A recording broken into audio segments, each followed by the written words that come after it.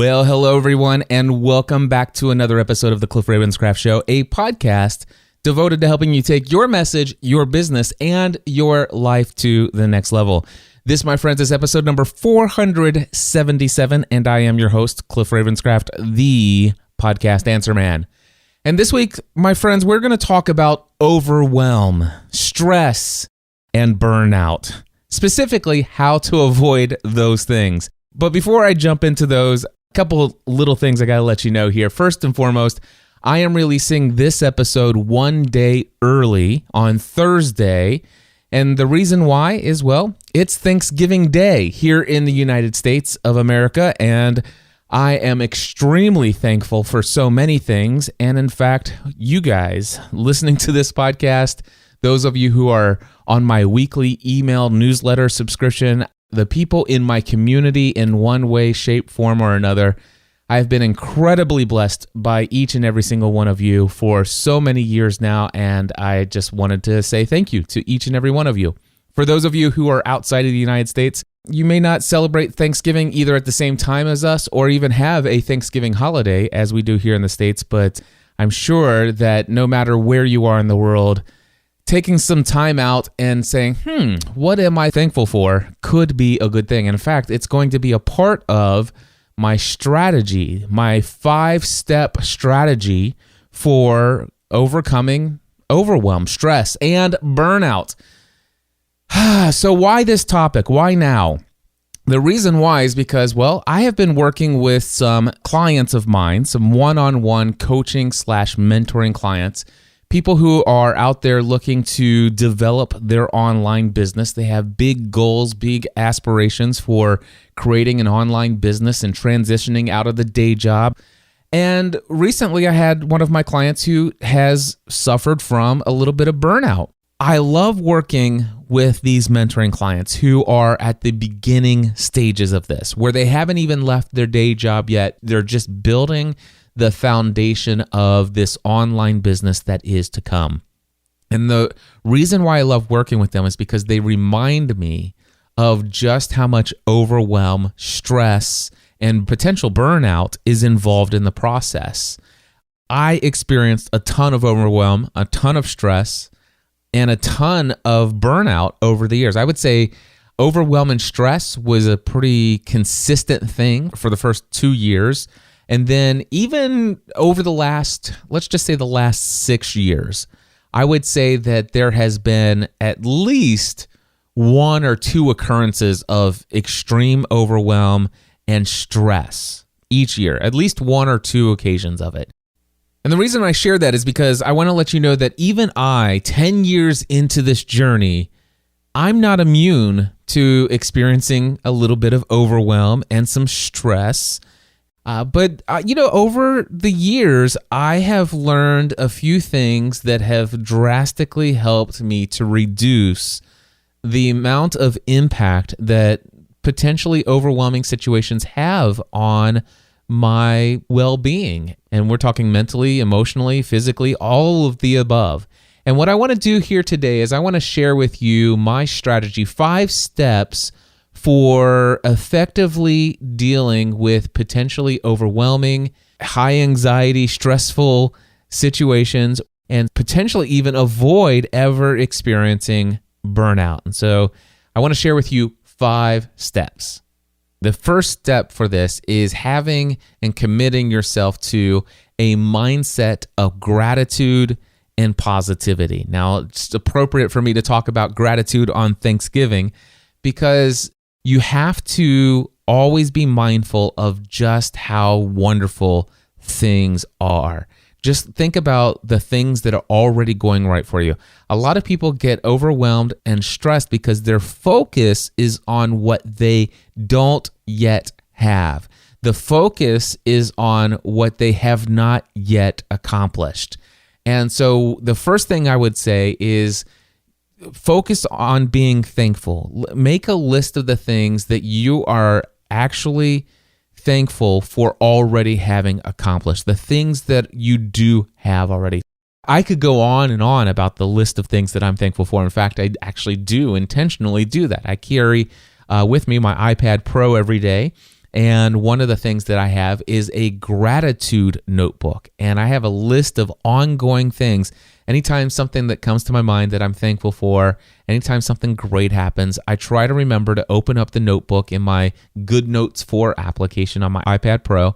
And I like to add that to my ongoing list of things that I'm grateful for, thankful for. And it's just my ongoing gratitude list. All right. So when faced with suffering, when it comes to issues in your business, when you're stressed out, you're overwhelmed and all this stuff, and maybe there's a problem. Maybe you had everything, you're all caught up. Have you ever done this? You get caught up in your business and it's like, oh wow, finally things are going my way. I'm ready to start working on this project that I've been putting off for so long. I'm finally going to be able to do it. And then boom, something terrible goes wrong. Something breaks. Your website's down. You don't have a backup, whatever the case may be. And basically what you're doing is you're experiencing some suffering. You're suffering from this circumstance that's just happened to you. And this quote that I'm about ready to read to you is a quote from Tony Robbins. And I have lots of these because, well, I picked up a lot of them at the Unleash the Power Within event that I told you about. But anyway, I love this one. Tony says, when faced with suffering of any kind, I will trade my expectations for appreciation. Whenever I'm facing suffering or any kind of things that just happen to me, the first thing that I want to always train myself to do is to trade those expectations of how I would like them to be, and they're obviously not that way right now. I'm going to trade those expectations and I'm going to focus on appreciation. What am I thankful for? The next one, when these problems that happen, and trust me, when you're building an online business, there are problems. There are things, there are issues that pop up, that come up. And so the next one, and I've shared this before in the past here on the podcast, and it is, I refuse to see any problem as bigger than it is. Just acknowledge the problem and then say, okay, what's the solution? What are the steps? And move forward. All right.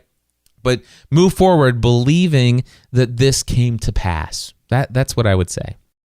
All right, and then the last thing I will say here is that, and this goes again for this mindset of gratitude and positivity, God has a purpose for my life and is constantly working behind the scenes on my behalf. And that's something I truly believe in. And I know not everybody out there is a person of faith, and that's perfectly fine, but I am. I am one of those people who do believe in Jesus.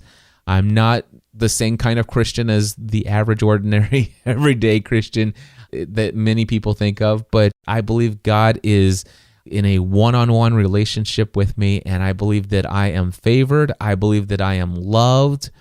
I believe that in His sight, I am blameless, pure, and holy, not because of anything that I've done, but because He's done it for me.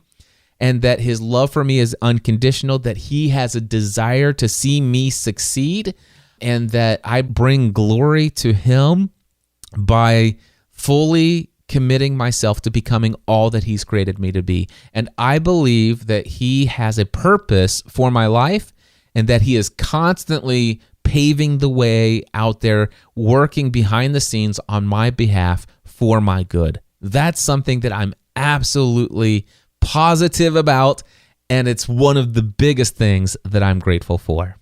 All right, so that's step number 1. Step number 2 is ongoing prioritization.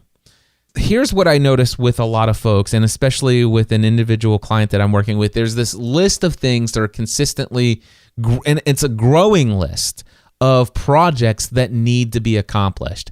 Now, what I'm going to do real quick is I'm going to pull up my project list. In fact, one of my first things that I want to say about this ongoing prioritization, you may want to do what I've done, potentially. I'm not saying you have to, but I actually created what's called an ongoing projects list.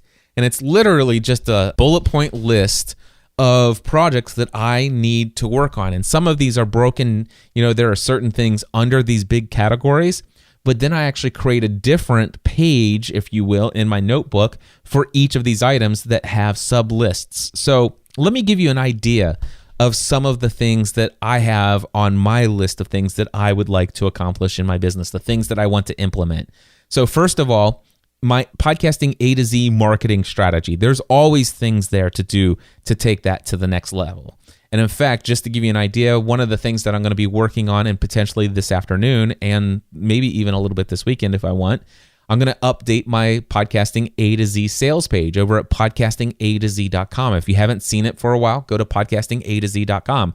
And the thing is this is something that will never be finished as far as I'm concerned. This is something that is consistently going to be modified, tweaked, and optimized, and it's going through an ongoing change process. But this is something that's very important.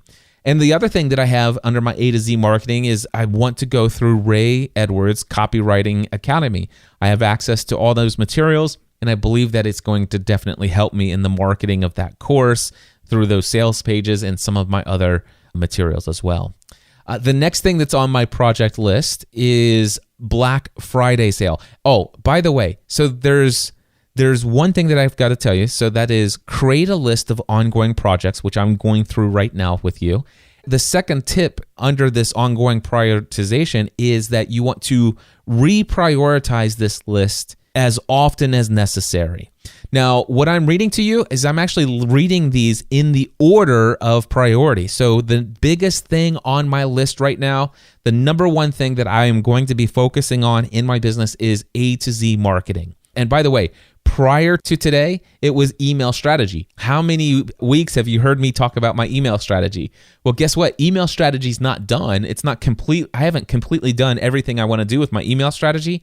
But what you're about ready to find out is it's been moved down to item number 3 now, because the highest priority items in email strategy have been done. Now, A to Z marketing and Black Friday has to actually bump up in the priority list. But anyway, I'm going to continue to go through here just to give you an idea. So my Black Friday sale, email strategy. So I've already done a ton of things on my email strategy. You've heard what all I've done, but there's still things that I want to do. For example, I actually want to create a sales page for my newsletter, a landing page that promotes signing up for my mailing list. I mean, obviously I have my opt-in form in my sidebar. I have opt-in forms at the bottom of each of my posts, thanks to the ConvertKits plugin. But I actually want to create some Facebook ads, and in the Facebook ads, I want to promote people signing up for my mailing list. And then the sales page is going to just really talk about how awesome this email newsletter is. I want to create a sales page. That's something that's on my list.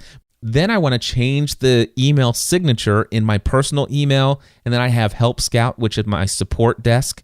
I want to change mine and my assistant's email signatures so that the number one purpose of my email signature and my assistant's email signature is to promote my email newsletter, because that is the beginning of where I want people to start from this point forward.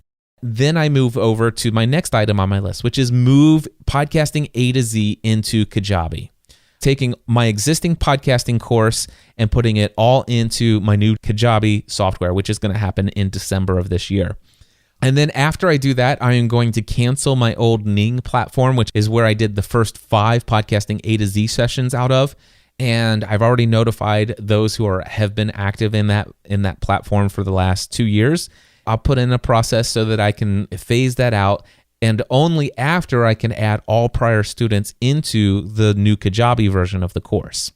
Next on my project list is to do the Stripe/QuickBooks integration. Since I've created my Stripe account for receiving credit card payments for FreshBooks and my new Kajabi software, I have not had any of that come into QuickBooks yet. I know how to do it, I just haven't done it, and that's something I need to do, and something has to be done by tax time. So as time moves on, you'll see that actually moves higher up on my priority list. After that is equipment sales. And then, of course, this is something that has a list of its own as well. And then beyond that is website optimization, another one that has its own sub-list. And so website optimization, new responsive theme redesign. Gosh, this has been on my list of things that I've wanted to do for maybe 3 years now, and I still haven't done it. And it's just not been high enough on the priority. There's been other things to focus on. But here's the thing. I haven't even gotten halfway through the list of potential projects that I desperately want to work on and implement in my business. This list is constantly growing, I am consistently receiving emails and communications from my closest friends, my mentors, my business advisor saying, Cliff, this is something I see that you're missing. You really need to do this. You really should implement this. If you did this, it would change everything. I'm consistently receiving new advice on new things that would definitely help me take everything I'm doing to the next level. But the question is, how do you determine which one to do? And for me personally, I put them all on a list. If I want to do them, I put them all on this list, this ongoing list that I will consistently prioritize and reprioritize.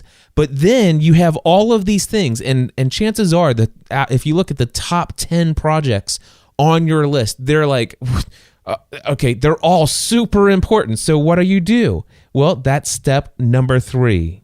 Choose one thing to focus on and say no to all the other projects on the list, except for ongoing maintenance. All right, so let me give you some ideas of things that are ongoing maintenance. So on my project list, I don't have create content for the email newsletter. Now, creating content is ongoing maintenance, and it is a priority. So it's on my schedule every single week. So even though I might be working on my next project, so for example, my next project is updating my A to Z sales page. While I might be working on that, the thing is that if it's Monday afternoon, creating the next newsletter update is a higher priority than anything that's on the ongoing project list. Does that make sense? Because that's maintenance. But the idea here is when it comes to your project list, you have your ongoing weekly committed maintenance items that you're always doing, right? Or some of them are monthly that pull up monthly. But outside of those, when you've done all of your weekly and monthly things that are on your schedule for you to do today and your scheduled appointments and calls, once you've got all of those things out of the way, then you say, okay, what's the top thing? What is the highest priority on my ongoing project list? I'm going to work on that thing. And the reason I know it's that one because I prioritize that list and I know that's the most important thing on that list. So I'm only going to choose that and I'm going to block out a certain amount of time and that's all I'm going to focus on. I will not focus on anything else. And by the way, sometimes, guess what? Sometimes you may have a project that just becomes an ultimate priority and you may need to actually say no to some of your regular, normal, ongoing maintenance things. Sometimes this has meant, hey, you know what? For the next week, I'm not answering any email. I'll go to my assistant, Andrea, and I say, Andrea, do me a favor. I need you to be as diplomatic as you normally would be. I need you to communicate that we care, that we love these people, that we're reading their emails. I want you to congratulate them on the things that they're sharing, that they're excited about, and just let them know that you're responding on my behalf. But for this week, I'm working on a project that I can't be pulled away from, and I'm not currently checking any email this week. The only exception is if all of a sudden there is a person who has purchased an equipment package or a digital product or who has paid for podcasting A to Z and they have a question or a problem or an issue that Andrea herself as my assistant can't work out in a very, not just satisfactory, but in a way that exceeds their expectations. If she can't do that, then she can reach out to me and I'll pull myself away from the project. But there are some times when I'll say no. And you know what? That could even be, sometimes it might actually be a project that becomes so vital, so important that, you know what? I missed my deadline for my email newsletter. I missed my deadline for my podcast. The thing is choose one thing to focus on and choose those priorities and always evaluate those priorities on an ongoing basis. All right? So that was step number 3. Step number 4, embrace grace. You know, this is just accepting the forgiveness of things where you drop the ball. You know, you don't live up to the expectation, and yet God looks at us and he says, you know what, I'm going to give you grace, which for those that don't know this, it means unmerited favor. It's I love you, I favor you, and yet you did not do anything to earn it. It's not earned. It's given to you no matter what, regardless of what you do or don't do, expectations you fulfill or that you don't fulfill. I love you unconditionally, and I give you grace. Step number 4, when you are overwhelmed, stressed, just embrace grace. This is the phrase that I have written down, and this is actually my own phrase. I came up with this myself, and I read this to myself often. No mistake I make, big or small, can ultimately screw up God's will and purpose for my life. He takes everything I do or don't do and somehow works it all out in the end for my good. I'm going to read that one more time. No mistake I make, big or small, can ultimately screw up God's will and purpose for my life. He takes everything I do or don't do and somehow works it all out in the end for my good. Embrace grace. And then the 5th and final step in avoiding overwhelm, stress, and burnout is to never neglect the top 5 priorities outside of our work: sleep, physical fitness, family, friends, and recreation. We talk about this prioritization and these, this ongoing prioritization and what comes first and stuff like that. There needs to be some kind of boundaries where you decide ahead of time what days and what hours in those days will I work, and what protective boundaries will I say to myself, saying, hey, you know what? I will not work beyond this. I will not work earlier than this. I will not work on this day, or whatever you decide for yourself is appropriate. You need to decide ahead of time, when will you work on this work? When will you work on building your business? When will you work on these tasks, these projects, these things that you have to do day in and day out? Make yourself a schedule and then stick to it. But the most important thing is to make sure that when you are making this schedule, except for again, embrace grace, there are occasionally seasons of super hustle, all right? I think you all know what I'm talking about. There are times where you might actually, for a week, completely blow your balanced life all out the window. Maybe it's even 2 or 3 weeks when you've got a big, huge project. Just make sure that it is only a season, that you put a time limit on that season, and make sure that you are extremely protective of the amount of time that you're devoting to allowing your body to sleep, fully sleep, getting the rest that it needs. The next thing, protect the amount of time that you spend in physical activity for your physical fitness. Then number 3, protect the amount of time that you and the kinds of things, the activities that you want to do with your family.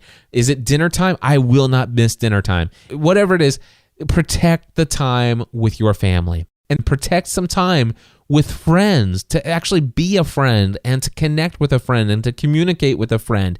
Make sure you have friends in your life. And this is the one that I see most often neglected. And physical fitness is really the most often neglected. But I would say that recreation is something that I notice a lot of people neglecting, and you have to have some time to unwind. And this isn't don't confuse recreation with your family time, because you can have some family recreation and you can even have some friend recreation, but I'm talking about just you personally recreation. And this is specifically for those of us who are introverts. All right, you guys know who I'm talking about. I'm one of them. You know what? It's okay to get lost in a book. It's okay to go and binge a TV series. Forget what those other online gurus and mentors who tell you what a waste of your life it is to actually sit there and watch something on Netflix, making you feel guilty because you didn't do whatever. The thing is embrace grace and don't neglect your recreation. Go and have some good time. Go out and take a weekend off and go for a hike or whatever the case may be. Do something for yourself. Go out for a 100-mile bike ride if that's something you enjoy. If it's not something you enjoy and that's not recreation for you, then by all means do something else, but don't neglect your recreation. Make sure you protect your boundaries of time spent devoted to sleep, physical fitness, family, friends, and yes, recreation, enjoying yourself. All right. So what are the 5 steps? Commit yourself to a mindset of gratitude and positivity. Make sure that you have an ongoing prioritization of your ongoing project list. Step number 3, choose one thing to focus on and say no to everything else. Number 4, embrace grace. And number 5, never neglect the top 5 priorities outside of our work. All right, my friends, thank you so much for tuning in. Happy Thanksgiving to every one of you, even if you're outside of the United States. Find something to be thankful for. Write it down, 2 or 3 things, and then share it with somebody and tell them what you're thankful for and ask them, what are they thankful for? Spend some time doing that today, this weekend, whatever the case may be. I am thankful for each and every one of you. And if you haven't done so already, make sure that you sign up for my newsletter. Head over to podcastanswerman.com/list. Right now, it's just an ugly page on my website. But who knows? Maybe you're listening to this in the future when I finally got to that project on my list that actually says create a sales page for my newsletter. But I promise you right now, it's not necessarily anything fancy. It's just a little opt-in form on a page that is on my non-responsive website. You know what? Here's what I want to tell you. I embrace grace. And for those of you who want to create a podcast or take your existing podcast to the next level, you'd like to have me as your personal coach for 4 weeks, my next session of Podcasting A to Z starts Monday, January 2nd, 2017. It's just a couple weeks away. I would love to work with you. Head over to podcastingatoz.com to get registered today. Thank you so much. And until next time, I encourage you to take everything you do to the next level. Podcast Answer Man.